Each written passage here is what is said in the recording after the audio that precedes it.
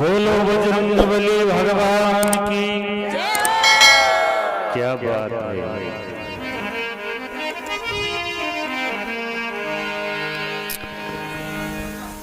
मर साहब की मेहनत एक बात है, बड़ी सराहनीय है। मैं बच्चों का उत्साह देखता रहा और आगे जाके महाराज ये मेहनत हो सकता है इसमें से अच्छी कलाकार बने बजरंगी बली भगवान की कृपा से। देखो भाई, कोई भी अपनी माँ के पेट पे गर्भ में कोई नहीं सीख के आता। सब प्रयास करते करते सब कुछ संभव हो जाता है। तो मार साहब की बड़ी लगन श्रद्धा हमें भी यहाँ तक बुला के लाई और आप लोगों को तो बड़े ही प्रेम से खुद साथ गाते हैं, आप भी साथ गाते हैं। महाराज ये बहुत बड़ी बात है, इसको हर कोई नहीं कर सकता महाराज।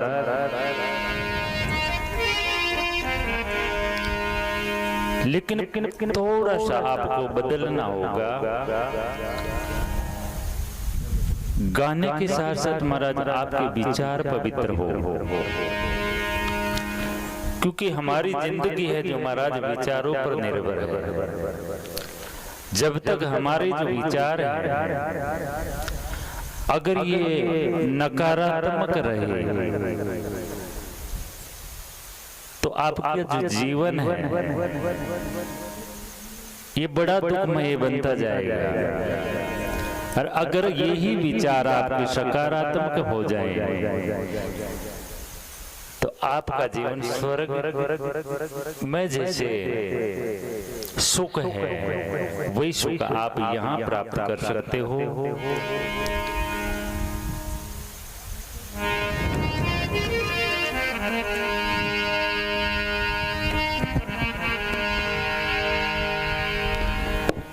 ये जो प्रयास कर रहे हैं हमारे साहब, इनको बहुत पुण्य मिलेगा महाराज,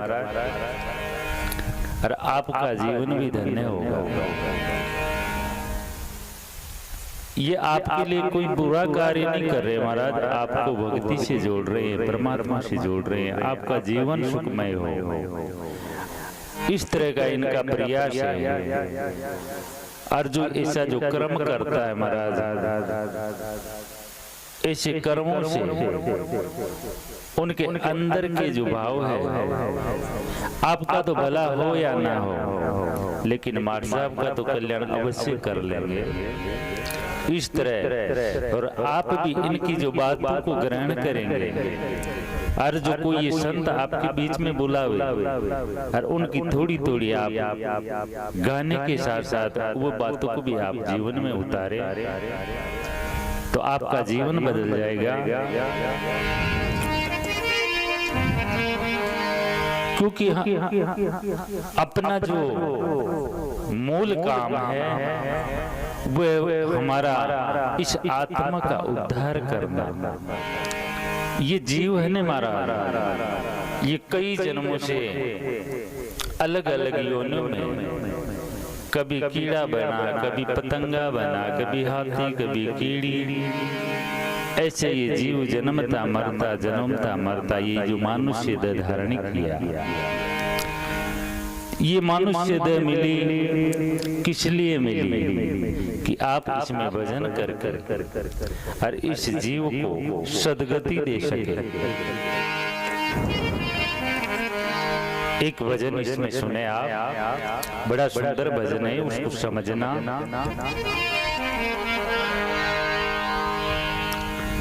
चलो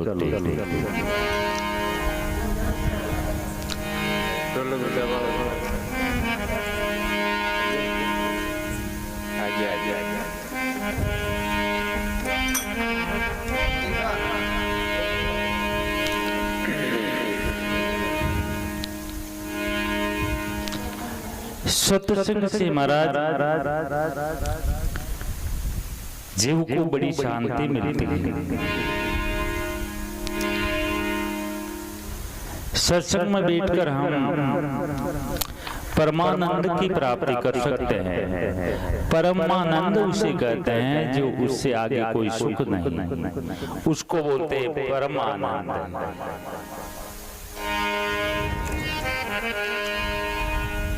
जैसे आप कोई शादी विवाह के अंदर या कोई और भी कार्यक्रम के अंदर आप जो आनंद लेते हो, नाच गान करके लेते हो, वह आनंद महाराज कुछ देर के लिए, एक दिन उनकी सराहना कर लोगे, दूसरे दिन फिर वही आपको दुख घेर लेगा।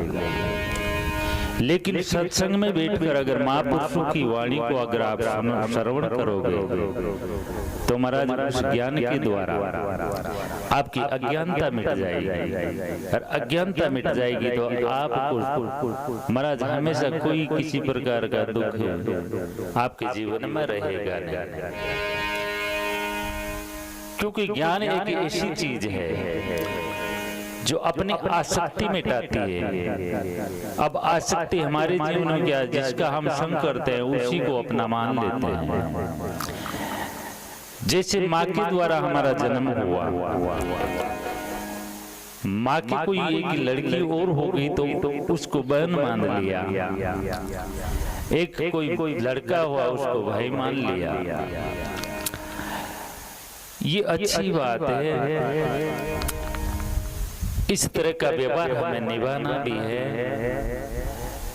लेकिन व्यवहार एक ऐसी सोच के साथ निभाए, पवित्रता के साथ निभाए। ये बहुत पवित्र रिश्ते हैं और इसको सेवा समझकर करें। जैसे कोई बेटी का लालन पालन कर रहा है तो वो ये समझे कि मैं तो ये भगवान का जो कार्य मेरे को सौंपा गया है उसका फर्ज अदा कर रहा हूँ। नहीं तो महाराज ये जीव अकेला आया और अकेला ही जाएगा, इनका कोई साथी नहीं।